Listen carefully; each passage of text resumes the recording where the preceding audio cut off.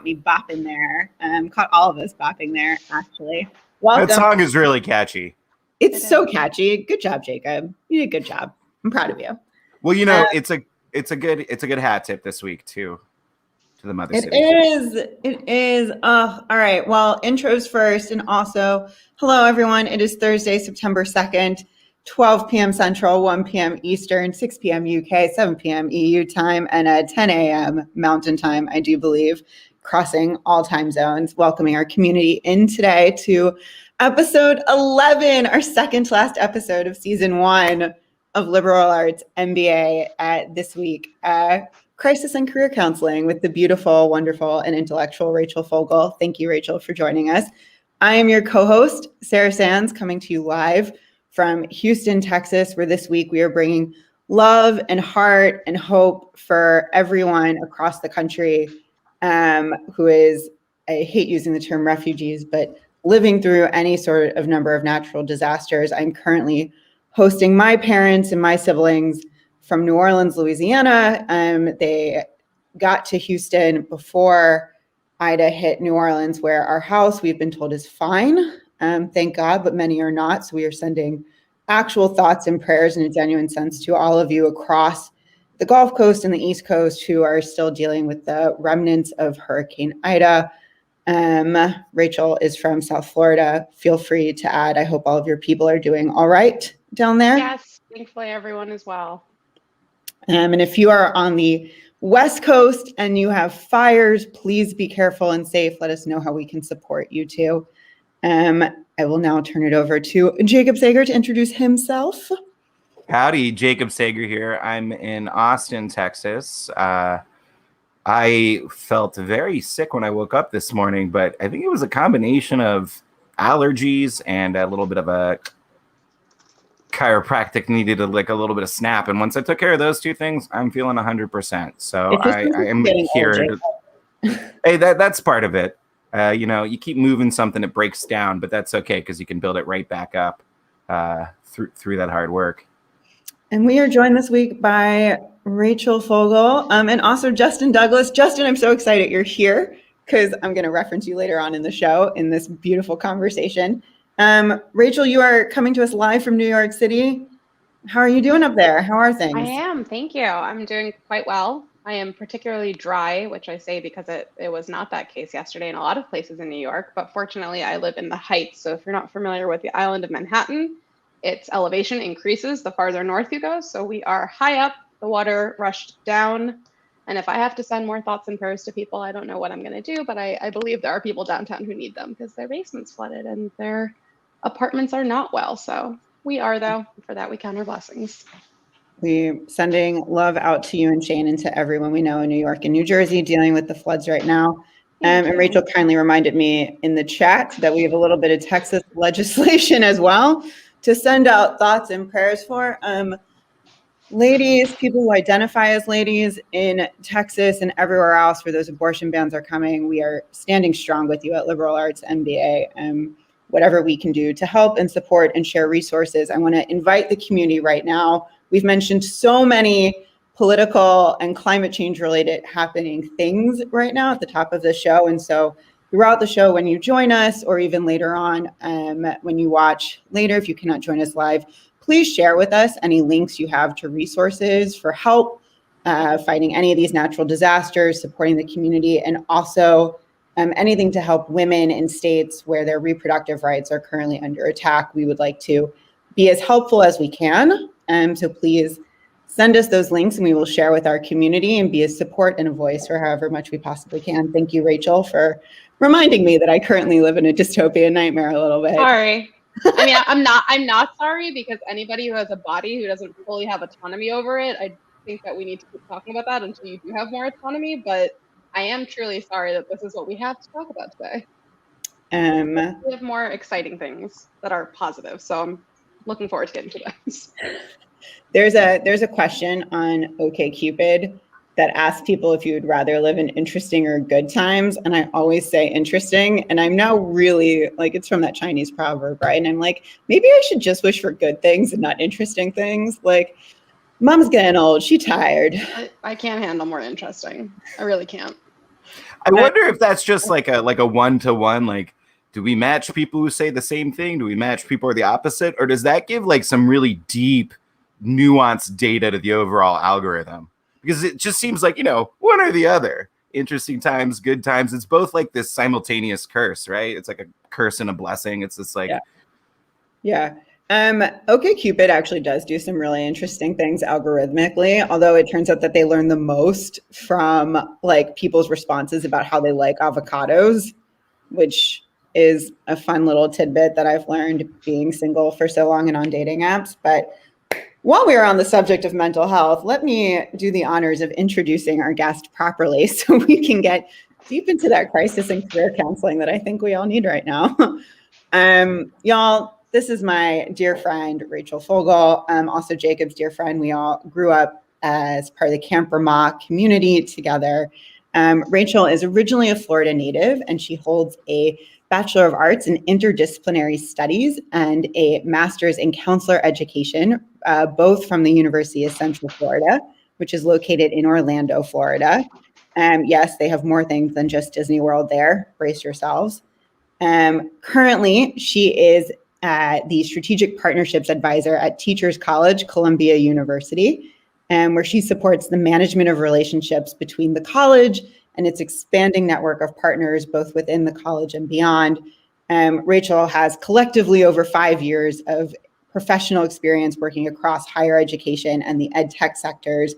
In addition to partnership management and employer relations, she also leverages all of her experiences garnered through her 4-year tenure in the role of career coach at both public and private institutions. So this is really an amazing opportunity for us to pick Rachel's brain about her passion for career development theory and all of its myriad applications to our lives.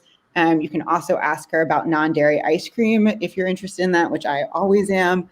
But Rachel has had such an interesting life and career journey, and has really come to like understand deeply career development theory through its application to her life and how she has grown and the way that she's been able to help other people in their careers. So we invite many questions and comments today to really pick Rachel's brain and her expertise, and to learn more about her story and how it's evolved. So welcome, Rachel, to Liberal Arts MBA. Thank you so much for having me. I'm very excited to be here to talk about career development and always to talk about non-dairy ice cream. So time allowing, we'll answer every question we can. And you mentioned quite recently to us that actually like you are in the process of some career growth yourself at this very moment. And some reflections that have come from the past 3 weeks. I don't know if you want to share a little tidbit with us about some of the insights that you've been garnering about yourself right now. Absolutely. Thank you. So I love how we started off earlier talking about interesting versus good. I would say right now is certainly more of an interesting time, but I don't want to make it seem like it isn't also good. So for the past year, I have been working in 2 part-time capacities, and that was different from the earlier phase in my career where I had dedicated myself solely to a full-time role. So I think that now experiencing what it's like for some of these pieces to overlap, for one portfolio piece to kind of close out and to look for additional pieces to pick up has been very eye-opening in terms of a job search process, but also I think it's kind of gotten me thinking about career development from this more almost a humanities perspective where you're looking for this like well-rounded portfolio of work and not only singular professional experiences that move us forward in a linear trajectory, because as we'll dig into, I don't think that's how careers work today. At least hasn't been my experience. Right. If since nothing is a linear what was the word there? So nothing's moving on this linear path where we expect it from the start. Let's go back to the start and talk about your expectations going into college and whether or not those are matched and where kind of you started out on your academic journey. Absolutely. Thank you, Jacob. So I, like so many, I think, started out bright-eyed and bushy-tailed at the age of 17 or 18 in researching the schools that I wanted to apply to when I was a junior in high school. And my senior year coincided with the 2008 housing bubble burst. So what was originally said to me going into high school was slightly different than what was said to me leaving high school. And I want to take a moment to just put a caveat out there that says this is my own experience, and it is layered in particular intersectional identities of being a woman, being white, coming from a family that already had two parents who had higher education. So much of what my experience looked and sounded like is truly particular to me. So the last thing I want to do is for any of the information that I share to seem like I have answers. I don't have answers. I can simply tell you what my experience was. So going forward, let's take that caveat and move it forward. Senior year, basically, my parents were like, congratulations, you have worked so hard. We told you anywhere you could get yourself into was where you could go to school, except not so much anymore.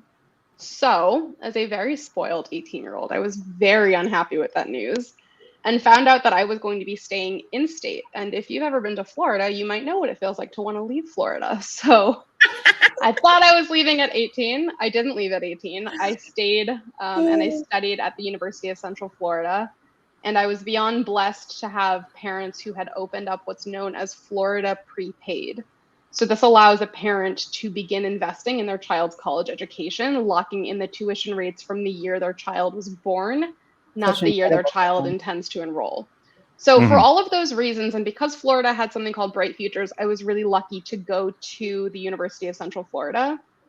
And I started with the notion that school was supposed to be prestigious. Careers are supposed to be prestigious. And if you don't have prestige, then you lack a certain amount of power.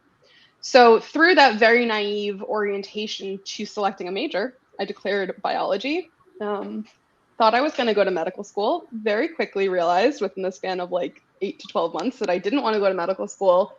I didn't want to take advanced science classes. I mostly knew at that point what I didn't want to do, which felt completely not helpful because I had no idea what I wanted to do. And college kept asking you, what are you going to study? Right. So when I got to my junior year at the beginning, I realized that unless I wanted to tack on a 5th or 6th year to my undergraduate studies, the only way for me to secure my degree within 4 years would be to declare an interdisciplinary studies major, which ultimately has led me down a road that I don't know how I could have walked otherwise. So coming into it, it wasn't a natural selection, but by exposing myself to that degree and what it meant to kind of build your own educational experience, it opened my eyes to what it means to ask yourself, what are you trying to do with your degree? What is it that you want to learn? So, and something that I recall you saying in our conversation about this was that it became really clear to you when you selected interdisciplinary studies, which gave you the power to like use the classes you had already taken and also explore some other subject matters that you were interested in, but that your peers in this program, all of you were really aware of the fact that being able to translate the value of this degree was contingent upon yourselves. Can you talk more about that? Yeah, so I think that you really hit the nail on the head. And what was made abundantly clear to us was that the value of this degree, like you said, it was intrinsically tied to our ability as the degree recipient to convey its value. So if I was not readily able to explain why studying health sciences, behavioral sciences, and communication sciences, why that was a good package to put together, if I couldn't explain that to an employer, then I was completely out of luck. There was no way that this degree was going to be, I don't know if this is a word, but leverageable. They kind of prepared us for the notion that if you weren't ready to eloquently convey your skills and your interests, the degree would not hold the weight behind it. So I think that having that cornerstone and capstone experiences, once you're in the program, those two courses really complement one another because you almost go into the cornerstone asking yourself or trying to define some very essential questions. And then when you come through to the other end of the degree and you're in the capstone phase, you're hopefully answering some of those questions. You're hopefully taking the portfolio of work that you have used throughout that experience to put a tangible project in front of, at that point, an employer, because you're an undergraduate. So most people want to graduate and work. Yeah, that It's so interesting because one of the things that I've been having conversations about recently, and Jacob and I have talked about this in terms of the context of the show, is like there's a real tension right now that you probably see in your work as a career development coach, which is that businesses very much like are moving to this point where they're like, I don't actually care about your degree. I care about the experiences you've had and how you can add value to my company. And to me, and I don't want to speak for Jacob, but my sense is that Jacob and I are in agreement on this, that like, actually it's being able, higher education is not for everyone. And the three of us here have been very privileged to be able to go. But part of being able to go is actually to be able to translate its value to employers or to organizations you might volunteer with or to other people, that actually like, it's not the degree itself that is intrinsically valuable. It's how you're able to contextualize it in part of your broader experiences and show, people who might hire you essentially like what you got out of it that is applicable. And it sounds like that's like what like the capstone and the cornerstone really helped you do. I think so. And as much as it can for anyone who enrolled in a degree program when they were 18 and completed it when they were 22. And I don't say that to discredit or to discount the experiences of people in that age range, but I think that it's important to contextualize it within those 4 years that I experienced it, because I don't know that given the same opportunity to go through those courses again, that I would come out with the same calculus. And I think there's value to that as well. I think being able to reflect on what you took out of the program 5 years after, 15 years after. I mean, what we're talking about essentially with this program is the foundations for how you think about your knowledge base and how it applies to the work that you can do out there in the world. So that changes as time passes. I feel I was totally lacking that. I got an undergraduate in English, and if you were not planning on going the academic track to get a graduate degree in English, there was zero conversations about how these skills applied. Jacob, I felt the only with a BA in English. Yeah, the only people I felt had a good articulation of it were the people who wanted to be lawyers. They knew how they wanted to use that liberal arts degree to get into law school. And so whether it was English or economics or rhetoric or something was kind of irrelevant. They knew how to match that part. Yeah. But for the rest of us, that language was missing there. I just want to validate Rachel's joke for one moment. Oh, I totally missed that. I'm sorry. And her reference to the song in Avenue Q of what do you do with a BA in English, which is also what I titled our first episode of this show because it was about Jacob. And I called it, what do you do with a BA in English? And it wasn't until this moment that I didn't realize that Jacob didn't catch the reference. Yeah. I actually, just so you know, for like the quickest tangent, I have a very sweet friend from college who was a roommate of mine that we lived together senior year, and she got her undergraduate degree in English, and I believe now has a job that is super cool. And I don't fully understand what she does, but my general understanding is she's like a corporate spy. So you could do a lot with a BA in English, it turns out. Yeah, and I mean, we should definitely transition to more of your career journey in a second, Rachel. But I have a dual major. I had a double major in English and political economy, which even threw off the university. The university couldn't figure out what I was doing with that combination and how it was going to be valuable. And I was just very lucky to have advisors that were able to help talk me through what my passions were and how I was exploring those passions and developing knowledge, capacities, and skill sets and mindsets in my degree programs that really married the English and the political economy together in a way that I could talk about to other people and make that meaningful in practice, so that I could, for instance, one day walk into an interview at IBM and explain to them how I felt these degrees were actually really applicable to the work that I could do there. Because I got in that practice from my advisors as talking about what I could do with a BA in English and political economy. Shout out Murphy Institute at Tulane. But yeah, so let's transition a little bit to figuring out, what did you do with a degree in interdisciplinary studies? Absolutely. What did you do after graduation? What did I do is a good question. I did what I think the vast majority of college graduates do, which is they listen to the people in their life who say, if you want to do XYZ, here's what's expected of you. If that's not readily available to you, I was super lucky to have very supportive parents who said that if I wasn't ready to support myself, that I could move back, that my home was their home, that their home was mine. And so it basically was put into my hands of get a job, keep living your life, out the way that you have been in the world, or go from being 22, a senior in college, to like living with your parents again. So I was like, nope, sorry, I need to keep my life moving forward. All the love in the world to my parents. I took a job at Hertz. It was the first place that I was able to get hired, that I was able to receive an amount of compensation that would essentially fuel my independence. So I took the job, and in kind of a panicky situation that many college grads do. And I think it took about 2 weeks to realize that there could not have been a worse match for me. Say more about that. What was the mismatch there?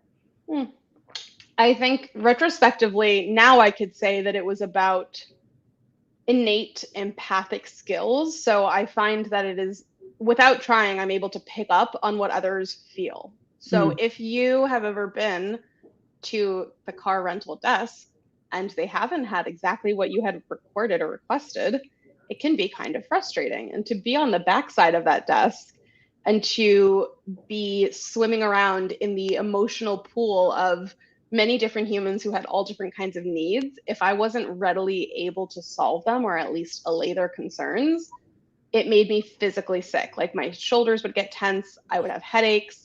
And when we spoke originally, I didn't even mention it, but I had like a physical health crisis from the stress that I was under going through this job. So I don't know at the time how clear it was, how valuable that experience would be to learn from. But now I don't know how I could have gotten here without having such a stumbling block in front of me. I totally hear that and relate to that. And like a little context to the listeners that you shared before when you talked about Hertz is that you're in Orlando doing Hertz. And that is like the #1 tourist package destination on planet Earth, really, like internationally. And so people are buying packages online from whomever, Disney, even these other third-party companies, and they might have this rental. And like the fuck up is probably not, the mess up is not necessarily in your office. It's on the computer in these booking sites. Yeah. And like, but everyone's entitled to be pissed off because they're paying a lot of money. And then like, who do they get to talk to? This I would have been too. I would have yelled at me, like the me behind the desk. And the worst part for me was hearing people who had very valid reasons for feeling so wronged by us at that point, by that employer, the car rental company. Because, for example, I'll tell you, Jacob, one time I had a woman with 2 small kids sitting in the corner, quietly entertaining themselves. And she came over to me and I couldn't help her. I didn't have the car she needed. And she started crying. And it turns out this was their first family vacation since the other parent had passed away. And this was on me now. I was now making your vacation with your children worse. Like this is the first time they're trying to build new family memories.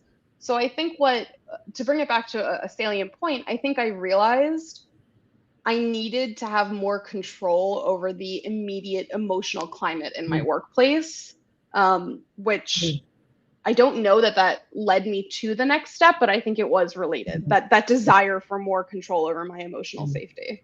I want to get into that next step in a second, but I want to call something out here that I think is really important and we've not totally addressed in the show, which is that, you mentioned that there was a lot of pressure to like do something prestigious. With your degree. Internal pressure. I just want to clarify, internal. Thankfully, I never, ever identified an external source of that pressure, but this was my own. This was the message that I had internalized. Yeah, which is something, the overachiever that I am still struggling through my PhD program. I totally understand internal and external pressure to be all things prestigious. But something that I want to call out here that I think is really important is that your first job out of college, I think we put a lot of pressure on people to get the right job and to graduate into the right employment. And to some extent, like your story really indicates, not that I ever want you to go through that situation again, because it sounds like it was really painful, but also you like learned something really important about yourself. Like you learned about like work that you didn't necessarily find fulfilling and work that actually made you sick and uncomfortable and wasn't a match for who you are. And that when people are graduating, that first job, like that's really the most important thing you're going to get out of it, is like understanding a little bit more about who you are in the workplace and what sort of work like makes you happy or like leads you to feel good at the end of the day, and what sort of work is not a great match. And that like in it of itself is actually a really important experience. So I just wanted to like call that out as something that really shines through your example here. Thank you. I appreciate that. I hope others who are in the bad place, I don't want to say bad, but other people who are experiencing their issue, like their difficult time, please know that even if you have no idea what it is, I guarantee you that there is a step down the way that will allow you to look back and go, okay, it was still awful, but I think maybe I understood what I got out of it. It's there. The moment will come. So before we transition to the next chapter, there's a thing we like to do here is we have our, we're Liberal Arts MBA. So we have a piece of liberal arts that we like to bring up. So we call it our Liberal Arts Nugget. It's a quote, it's a passage here. I'm going to pull it up. I hope maybe you're familiar with it. It's from Shel Silverstein from the book Where the Sidewalk Ends. It's a poem called The Voice. And it reads, "There is a voice inside of you that whispers all day long. I feel that this is right for me. I know that this is wrong. No teacher, preacher, parent, friend, or wise man can decide what's right for you. Just listen to the voice that speaks inside." And that's from 1974. Shel Silverstein, big hero in a lot of ways, not just his poetry, but the kind of person he stood for. And I picked that poem in thinking about this part of the conversation, and especially what just kind of came up here and what Sarah probed with you of, there's both knowing what you need, and when you don't know that, knowing what you don't need and don't want to need. And that's a huge maturity. I'm slightly older than you, and I'm just getting that like right now today, like in the last few months from our guests and people articulating this emotion. It's like a deep emotional intelligence, but I think it's so important. And you talked about being an empath and feeling it in your body. And I resonate with that too, and feeling things in my body, and that, you got to listen to that sickness. It's very easy for the conversations about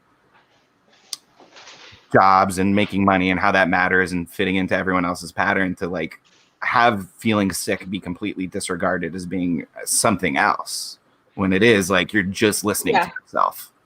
Yeah, but I think it's so valuable to relate that back to particular experiences throughout my career journey, but as a general, on like a day-to-day basis, I can't think of anything more antithetical to the concept. Sarah and I have had some good conversations about like the capitalist machine. So everything that we experience through our cultured and our socialized lives, it's good for the machine. It means that you have a citizen who understands where they fit into that machine, and unfortunately, it is almost always at the expense of the individual. And so when I tell people that I don't really see how you can separate this very deep and at the same time esoteric sense of meaning from career development, they're like, no, I just want to get my resume done. And I tell people we can do that. We can get your resume exactly the way you want it to, but until we answer some of these questions, and genuinely until you decide to grapple with them for yourself, you're going to have a trickier time in your job search and throughout your career, because like you said, you're not honest and you're not really aware of what it is that you're wanting or needing out of the experience. And we'll talk more about a book that I love later, because it's all about. I love that. Yeah. I mean, the poem and everything that both of you have said resonates with me in so many ways. And, I've had these conversations with both of you around the capitalist machine. And I say it with this kind of tongue-in-cheekiness right now, but I mean it very sincerely. And I think, Rachel, one of the things that what you said made me think about is, we hand over so much of our personal and political selves to these companies that are actually like much bigger than even their workforce or a single government can control. I mean, think about these big like multinational conglomerates. They're bigger than nations, right? And as a basic thing that we do as workers is we ask permission to be sick.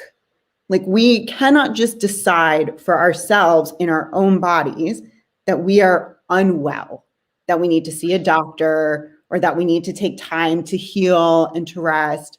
We actually have to ask our employers for permission to be human and to hear our physical illness or that of others. I mean, we ask permission to go to funerals and to go to weddings and to take care of sick children and sick parents. We have to ask for leave because the paradigm is that the corporation, the employer, is so much more important than whatever could possibly be going on with our personal selves.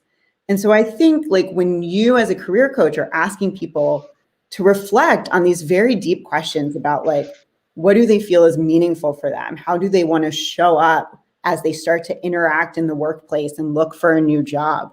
Like those questions can be really hard and really uncomfortable because we're used to asking questions about whether or not we get to exist as fully human in the first place.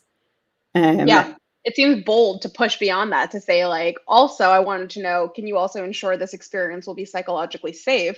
It's almost like as the person bringing forth the labor, you don't want to dare raise your hand and ask for something that makes you ever so slightly less enticing as a candidate.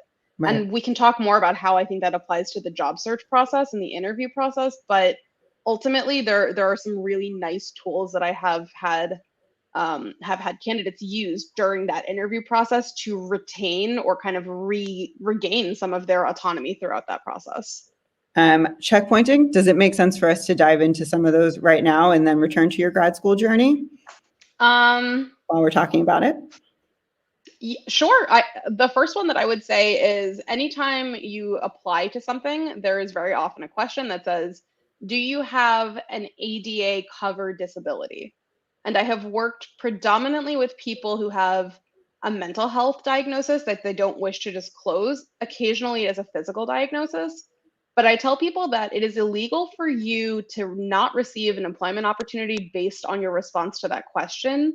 And if you don't honestly answer it today, it makes it that much harder to step forward as an employee and request services. Frequently, it'll be asked, why didn't you bring this up during the interview process? So I tell folks that by putting that down and by talking about what their reasonable accommodation requests are during the interview, whether I'm a recruiter or I'm a hiring manager, I'm not going to think, Jacob, I'm going to pick on you. I won't look at Jacob's resume and go, person who asked for remote accommodation. If Jacob's able to tell me in a very eloquent and concise way how he has experienced success in receiving a certain accommodation in the past and wanting to know, can we replicate that at the company? As the recruiter or the hiring manager, I'm looking at Jacob and going, oh, yes, thank you. I have a candidate in front of me who is self-aware, who knows what he needs to succeed, and simply is asking me, can we put it on the table or not? So you get more control early on by giving more of your authentic self in that interview process. That's so interesting. And I am going to invite for a moment, I know we have other people who listen to this show that also have similar experiences to Rachel's, either asking for accommodations or being a career coach to help people ask for those accommodations. So feel free to comment or bring your questions here, inviting the community into this conversation. That advice seems like so accessible and so practical to me. Is that something, and now I will transition here, is that something that you got from your own experiences or from when you started learning about counseling, when you transitioned into grad school? A little bit of both. Thank you. I saw Justin said that transparency is really good. I think this is really touching on what Sarah's asking is where did that notion come from? And some of it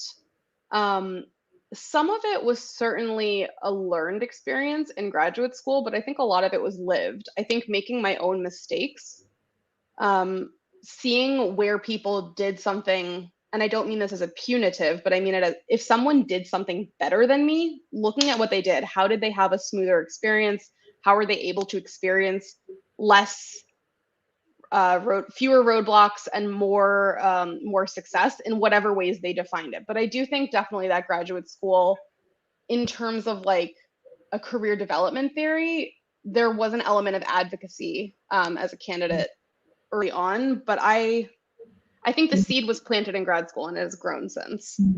So you went to UCF, back to University of Central Florida, for an MA in school counseling. How did you make that decision? One, to go back to grad school, and also to do school counseling, because UCF has a number of incredible counseling programs. How did I make that selection? Well, I wish I had something really, really impressive, but I will be quite radically candid with our viewers here in saying that I picked grad school mad fast, like faster than anyone should reliably decide to invest in their future as a degree, but specifically like just spending money. Don't spend as much money as I did. I got super lucky that my investment paid off. But when I graduated, I worked at Hertz, the car rental company, briefly. And I left that role. And I think it must have been either 3 or 4 months from the time that I quit to studying for the GRE, just realizing I wanted to go to grad school, studying for the GRE, taking it once, not getting the score I wanted, studying more, taking it again, selecting schools, selecting programs, and applying all within like 90 days. Maybe it was 120.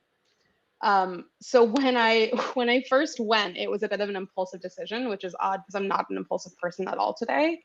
But I started with a degree in mental health counseling, knowing that there were a variety of tracks. So there was mental health counseling, marriage and family therapy, as well as school counseling.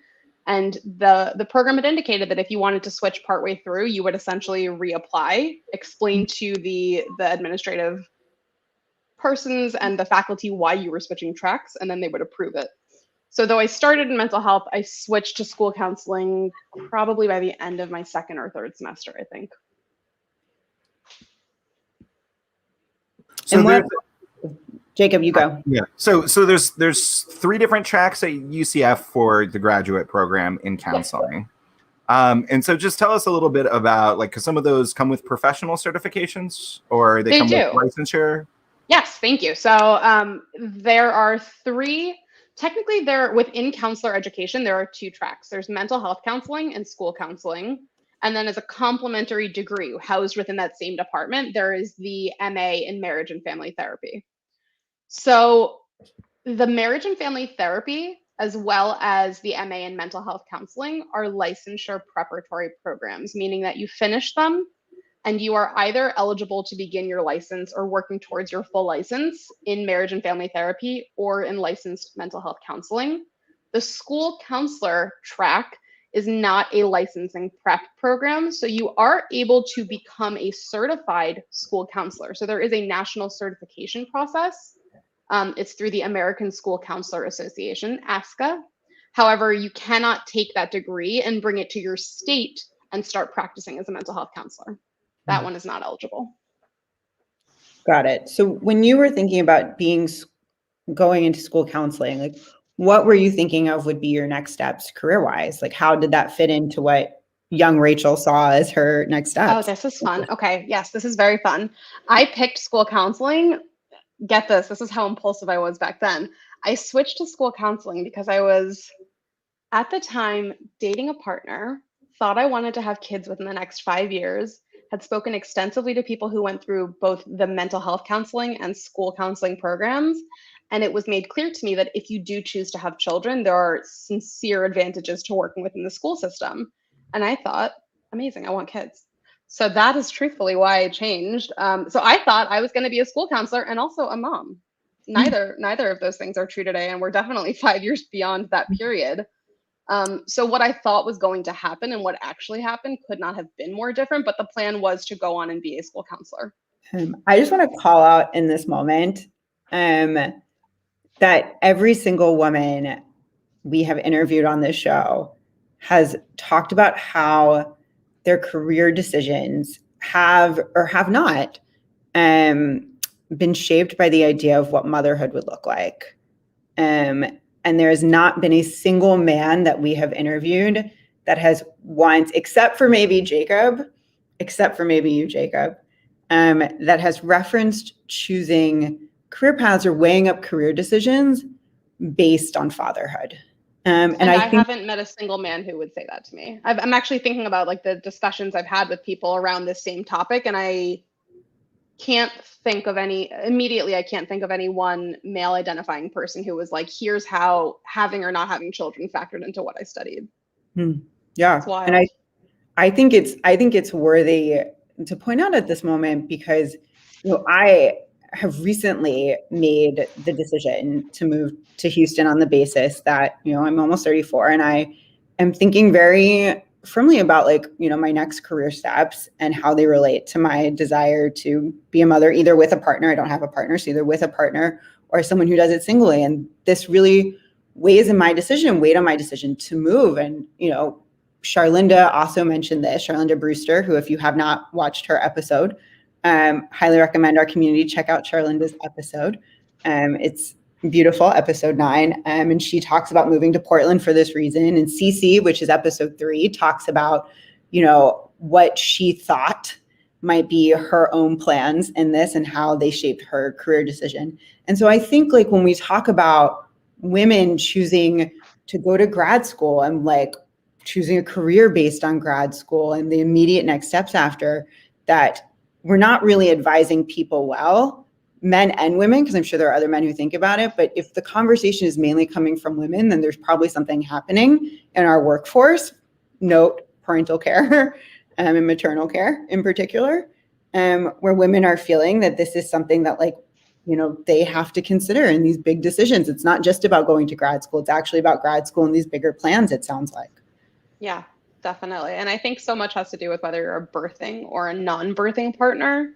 And there are all sorts of job seekers out there, some who identify it as the possibility to be both, the possibility to be neither. But that ultimately that identity that one curates for themselves there's no possible way to take that identity and separate it from what it means to develop one's career. I totally agree. Justin makes a really interesting point in the comments about fatherhood, that what he's noticed that fatherhood's influence on career seems to happen more after becoming a father. Yeah, very reactive as opposed to that proactivity of I'm going to choose or not choose something, opt in or out based on what I want, versus I will get what I want, which is fatherhood, and then I will be forced to opt in or opt out. So total truth to that. So interesting. So what happened after grad school? Good things, mostly really good things happened after grad school. So after grad school, I was very lucky to have, I think at that point, finally gotten to what I would consider, it's not the first step in my career journey, but at least the first, what seems to be a relevant step in my career journey. So my final semester of grad school, I was interning at a local high school, and 2 things happened. Number 1, you have to get to high school really early. I don't know how long it's been since our listeners were last in high school, but it's super early, and I'm not a morning person. And I also got to staff the Career Development Center. So though I was red-eyed and half asleep for the first, what felt like 2 hours, by the time 9 o'clock rolled around, I had my dancing shoes on, and I was essentially allowed to sit there and talk to any student who had a free period or who was sent to the counseling space. They were allowed to engage with me and ask me any questions they had about going to school, joining the military, joining a technical prep program. And I think that I had one of those sincere light bulb moments where I was like, okay, I can't go to high school. I can't get up every day and get myself here at 6:45, but this is what I want to do. I want to talk to young people about their careers and their plans for pretty much as long as anyone will pay me to do it. So I moved out of grad school and finally out of Florida. Yay. So at the tender age of 26, I escaped. I left Florida and I came to New York. And when I started that job search, I was targeting programs ideally working with high schoolers or undergraduate students, but I think I would have been open to working with any adult learners. Mostly because I wanted that feeling again. I couldn't really put my finger on it, but I wanted to feel the way that I felt leaving that internship every day. And so that translated to me taking a role with the Research Foundation at CUNY, which was my first exposure to supporting students directly in a higher ed institution. I had done it at a high school and had worked in higher ed. CUNY, for our listeners, is the City University of New York. Thank you. Some of us have lived in Texas our whole life. It is in fact the Research Foundation for the City University of New York. And I think that probably going there was so valuable because my program was for any students studying some flavor of computer science. So it could be computer information systems, It could be pure CS, could be computer engineering, but anyone in a program like that was eligible to apply to the specific opportunity, which was a partnership between that institution, RF CUNY, and the New York City Tech Talent Pipeline. And I bring that up because this was so long ago that it was actually a trickle-down effect. That program that I was working for was the direct result of the second Obama administration's dedication to expanding and creating more equitable access to tech education for all Americans. So what I loved about that program is that it exposed me to equity equity as it applies to the realm of education and work experience, but also to tech. And that was really important because it pulled me towards full stack, which was my next step. Yeah. So just a quick question about, you have a non-STEM degree, and then you're taking your skills and what excites you, and you're very specifically in this STEM job pipeline. So just like a question of like, was it hard to pick up the language, or because your skill and your expertise is in what you're doing, that like that content is easy to kind of just fill in? I think any listener who's worked in recruiting before will understand what I mean, but maybe even if you haven't, there's like a certain language or a certain lexicon that you have to pick up, but you don't actually, like, you have to be able to read it, but you don't have to know how to speak it. Does that make sense? Like, you needed to know what certain things.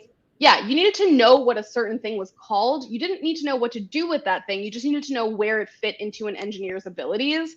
And so that was definitely a more organic process as time went by, just developing a deeper understanding.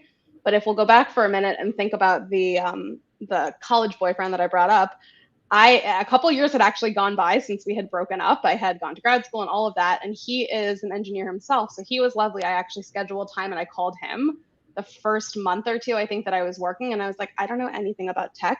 I have written down like an entire laundry list of things that people keep saying that I don't know what they mean. And he kind of walked me through each of them. So I was lucky.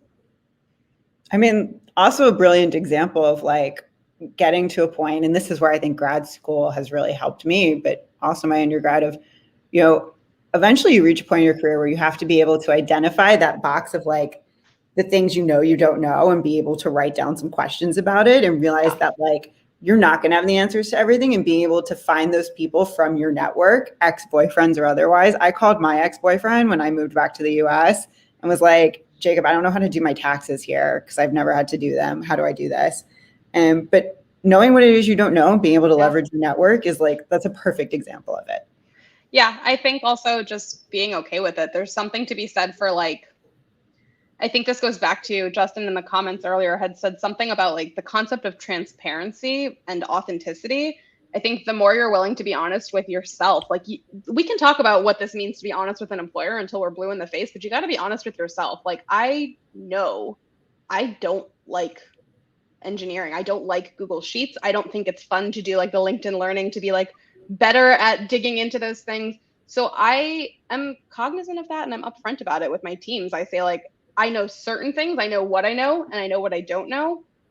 And that ability has made it easier to work with others because they can raise their hands and say, I have a complementary skill. So when you're in New York, after being in this kind of STEM pipeline here, you began working at a firm that provided STEM education to people to get tech jobs. Tell us about that kind of institution. I think you were there really kind of early on in this particular organization, but also early on when these were starting to come about throughout the country. Yeah, absolutely. So I, after spending a year working with the Research Foundation of CUNY, I found a career success counselor role posted on what I knew very little bit about at that time, but it was the software engineering bootcamp industry. So in the 5 years before I came into the industry, maybe even closer to like 7 or 8, it was really nascent, I would say, in like probably 2013 was around the time that these coding boot camps really took off. And they were fitting a need that was extremely evident, that there wasn't a pipeline of people who were readily able to do what companies needed them to do. And so rather than going back and getting a CS degree, which could take anywhere from 2 to 4 years, well, come to Full Stack Academy. We're going to teach you everything you need to know in 17 weeks. And I think that joining that particular team when I did was so interesting, because I always think of like startups in their very basic form as a bunch of very passionate, and I call them children. I know they're adults, but like children running around trying to run a company. Typically, they're very often people in their 20s, 30s, and the oldest person ends up being 40 something, which I think is like ridiculous that they're made to feel old at 40 something. But coming in there at that kind of the tail end of their earliest stage let me have, I think, a bigger stamp, at least at first, in terms of the work that we were doing and how we were doing it. So it was really fantastic to come in at that stage. I remember you doing some amazing work, particularly like bringing in people, people who identified as women, cis, trans, otherwise, however they were identifying. All are welcome here and there. And like working as part of these programs to rethink like who was included and how they were included, and also to rethink like hiring into a career versus launching into a career. Can you talk a little bit about that? Yeah, absolutely. So one of the things that pre-existed my presence on the team was, back then it was called hiring day. So at the culmination of your studies with the program, our team, so the employer relations team, would put together this big career fair, but it looked a lot less like a career fair. And if anyone has ever seen speed dating in the movies, it's actually very similar to that. So we'd have a station for each employer to stay at throughout the event. And then our co-founders had created this algorithm to kind of match people to those opportunities. And so when you went to the day, if it's called hiring day as the candidate, I'm intrinsically getting the message, the point of being here is to get hired today. If 4 months go by and none of the conversations that I started at hiring day produce a hire, stands to reason I have failed. I didn't succeed at hiring day. So I realized that there was this very harsh, scary, almost truly punitive measure to not getting an opportunity out of hiring day, and that there was a lot of power to changing the name of the event. So we switched it to launch day. And I think that in doing so, we were really able to convey that the event's purpose was not to start your career. It wasn't to find the opportunity that you'd be working in immediately. It was to do exactly that, launch something, get excited the way you would if you went to see a rocket take off. But for Jacob, who is a space aficionado and certainly has an entire other set of interests, I think you can understand that when you go to a launch, it doesn't always happen. I feel like 9 times out of 10 launches get scrubbed. Launches aren't getting scrubbed, but they just don't happen because something isn't ready. So to think of it as this space to start something as opposed to a space to end or attain something, I think was a nice change. That's brilliant. And you also, speaking of launches, had a bit of a change, a personal change in the time that you were at Full Stack. So at some point, Full Stack went from being a startup to being in the, I guess, toddler stages of becoming a bigger company. And they got bought out, and it changed a lot for you and for them. And I know you approach everything with candor and vulnerability. And so you found yourself in a difficult position. And I'm wondering if you can speak a little bit about that. Absolutely. So when I had been at Full Stack for probably about 18 months at that point, there was 2 things happened. Before the acquisition, my immediate supervisor had stepped down. We could have an entirely separate conversation about the fact that she stepped down after she came back from mat leave and found that our existing structure was not complementary to her needs. Totally separate piece, but so it's good to mention that she stepped down and an opportunity had opened to manage a program. So to step away from doing employer relations and for me to step into program management. So when both of those things happened and I did move into program management, I was initially really excited, followed almost immediately by a very sunken, crestfallen realization that I was not ready to do the job. And there also was not an existing structure to support me, to support anyone who could be in that space where they've raised their hand, been given an opportunity, and aren't ready to succeed. So the fact that so much of what was happening at Full Stack was different than my first chunk of my tenure. I think it was really underscored by the corporate feeling that the way that our HR team, our people operations team had been functioning shifted quite quickly. And so when the opportunity arose to take FMLA, so Family Medical Leave Act, essentially I realized that the lack of support and the stress of being in that situation had taken such a heavy toll on my mental health that I was able to work with my counselor to request the paperwork to support FMLA. And Sarah can speak, I'm sure, quite candidly. I was living with you at the time when I took that break. And about 2 weeks into my 3-week leave, I asked you and I asked the other people that we were living with, from an external perspective, have I seemed different in the last 2 weeks? And the overwhelming, resounding feedback was that place is making you sick and you need to go.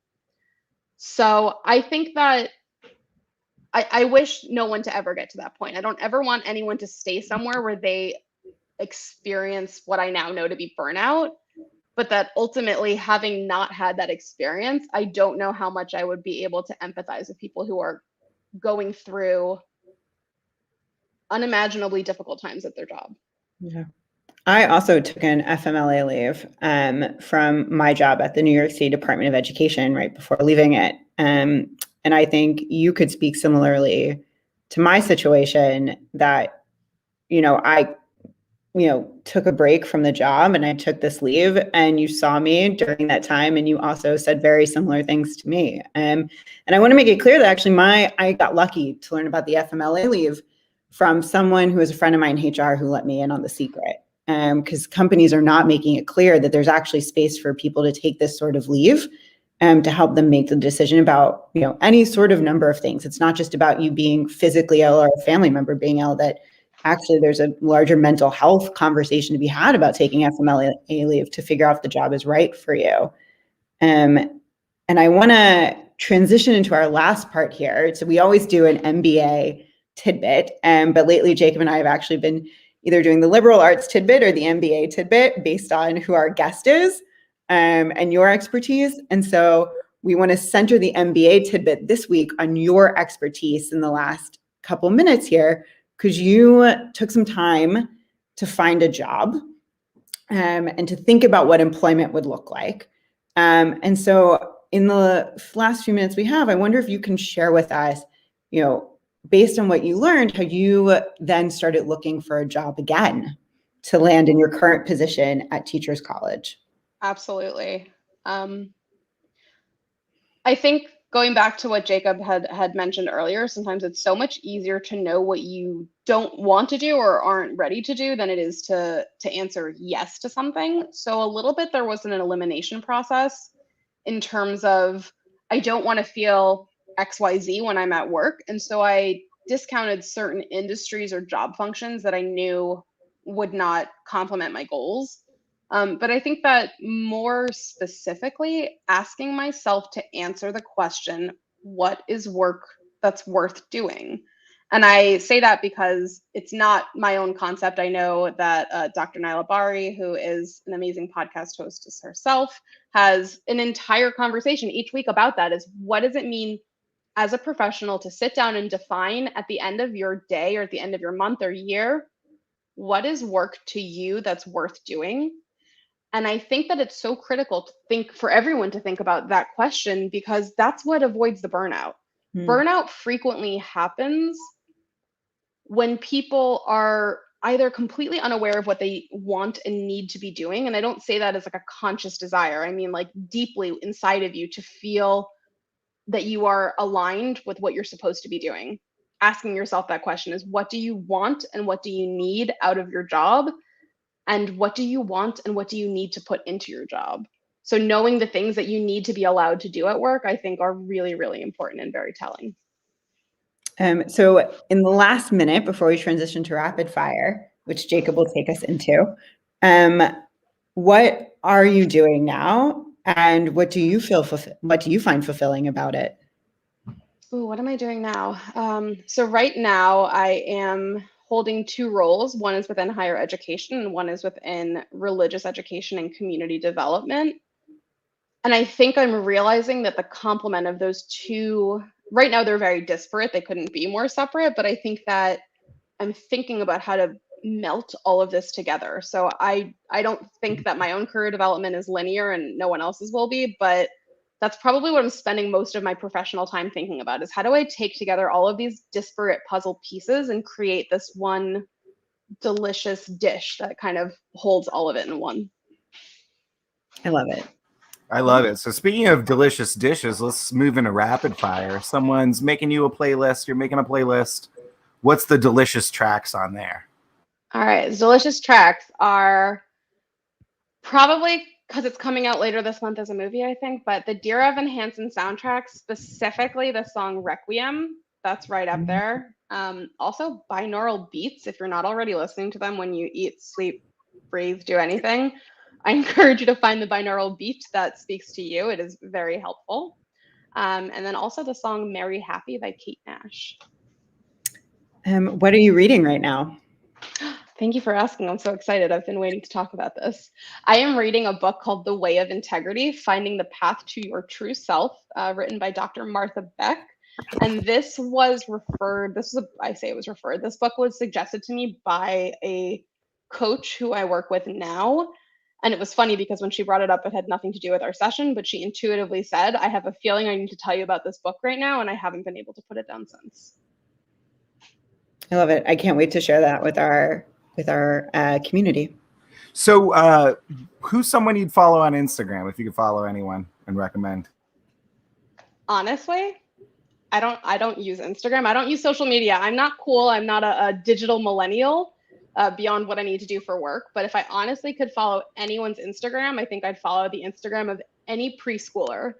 I think mostly I don't like social media because what you end up with is an edited highlight reel of an adult's best moments. Little kids don't care about that. They want to tell you every single part of their day, the good, the bad, and the mundane. But it's honest. It's extremely radically transparent. It's clear. No one's editing. And so I think I'd appreciate that. But if I actually had to follow an adult, I'd follow Michelle Obama. She's come up twice now, community, as someone to follow. So I love her. Probably follow her. I could talk about her for an entire hour. Love her. What's something that people misunderstand about your profession or your degrees? Oh, good question. I don't know if it's more about my profession or degree. I think probably more about my profession, but the concept that working in career services, there's supposed to be some sort of the myth persists that you either have a magic answer, you have secret sauce, you know something if you work in career services, and I'm withholding that information. I don't have any of that. I have no magic, no secret sauce, but just like a mental health counselor will never have magic answers or secret sauce, the reason that we sit in the professions that we do is because we know you're experiencing pain points, and we're going to hold tools, resources, and spaces where you can grapple with them and develop your own answers. So I don't think it's unique to career development, but helping services in general. That's such a brilliant insight. And on that note, community, friends, valued guests, we want to thank Rachel Fogel so much for all of her candor and vulnerability, her heart, her love, her hope, for sharing it with all of us, her own journey, the ways that her knowledge can help us on our journeys. I know I'm going to take away so much from this. If you are not following us yet, please follow us. Connect with us on LinkedIn as Liberal Arts MBA. That way next season we can start showing these episodes directly through our organization profile. We are on Twitter, we are on Instagram, we are on Facebook, we are on YouTube, all as Liberal Arts MBA. Like, subscribe, follow, leave us comments, take our survey, tell us how we can better support you and engage with you. We are definitely hoping to bring Rachel back along with Justin Douglas and some of our other guests in the future in order to share more of their insights to help you along with your career. So if this was helpful to you, please let us know. If it wasn't helpful, still let us know so we can make it more helpful. Thanks so much. Jacob, who are we having on next week? So next week we are going to be joined by Sam Ellison. Sam Ellison is going to be our first guest with top secret clearance. He actually just came back from a tour of duty in Kuwait, where he will share with us in as much language as he can, kind of how his liberal arts degree and how his passion for good writing has changed how his top secret office produces reports and some other things of that nature. We'll hear from him how he took 2 tours of duty during his undergraduate degree and his pursuit to try to find the graduate degree that matches his passions and where he wants to put himself professionally moving forward. So Sam's going to join us next week, and that will make episode 12 of Liberal Arts MBA. We're coming here. We're at the end of the season now. This was such a great conversation, Rachel. It was. I really enjoyed today. This is good stuff, people. Likewise. Thank you so much for having me. I can't thank you enough for hosting this space, for creating more dialogue around what it means to bring liberal arts into industry and how it's not BS. It's good stuff, people. Yeah. It's important. Straight from the words of Rachel Fogel. It's not BS. We are better than your bathroom break. We are not BS. And on that note, thank you so much for joining us. We'll see you next week. Same time, same place, everyone.